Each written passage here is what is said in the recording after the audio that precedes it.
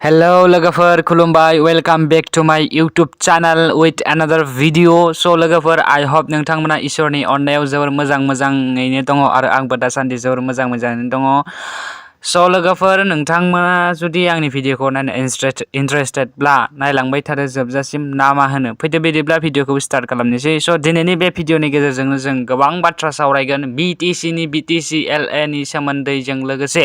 BTCनि हानि कालिफोरखौबो जों दिनैनि बे भिडियोनि गेजेरजों सावरायगोन स' नोंथांमोना रावनिबो भिडियो नुफेराखै जानो हागौ नाथाय आंनि बे भिडियोखौ जोबजासिम नाय अब्लानो नोंथांमोना बेनि सोमोन्दै मिथिलांजोबगोन स' भिडियोखौ स्टार्ट खालामनायनि सिगां आंनिफ्राय मोनसे खावलायहरनाय नोंथाङा जुदि बर' हारिखौ मोजां मोनोब्ला चेनेलखौ साबस्क्राइब खालामना गालांनो हागोन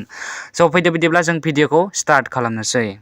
BTC थामहिनबा बड'लेण्ड टेरिटरियेल काउन्सिलनि BTCLA थामहिनबा बड'लेण्ड टेरिटरियेल काउन्सिल लेजिस्लेटिभ एसेमब्लिनि सोद्रोमाफोरा गासै सा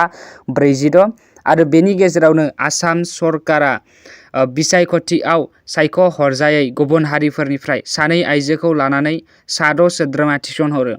सोद्रोमाफोरनि गेजेरनिफ्राय सासे मावफुं सोद्रोमाखौ लाफानानै गासै सा 14 मावफुं सोद्रोमा थामहिनबा एग्जिकिउटिभ मेम्बार सायख'यो आरो सोद्रोमाफोरनि जथुमाखौ सामलायनो थाखाय सासे बुंथिगिरि आरो सासे लेङाइ बुंथिगिरि थायो आरो BTCनि थामहिनबा बड'लेण्ड टेरिटरियेल काउन्सिलनि जि हानिकालि बे हानिकालि थामहिनबा अरथाइ बे अरथाया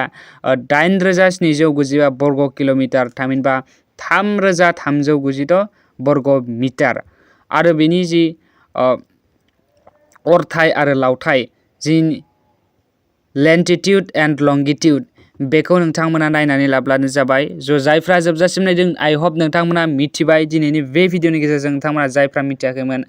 मिथिबाय आरो नेक्स्ट भिडियोआवबो बेफोरबायदिनो मोजां गोदान आपडेट मोनबाय थानो थाखाय चेनेलखौ साबस्क्राइब खालाम भिडियोआव मोनसे लाइक आरो कमेन्ट शेयार खालामनो हागोन होननानै मिजिंथिनाय थाबाय दिनैनि थाखाय एसेनोसै जै बर' हारिनि जै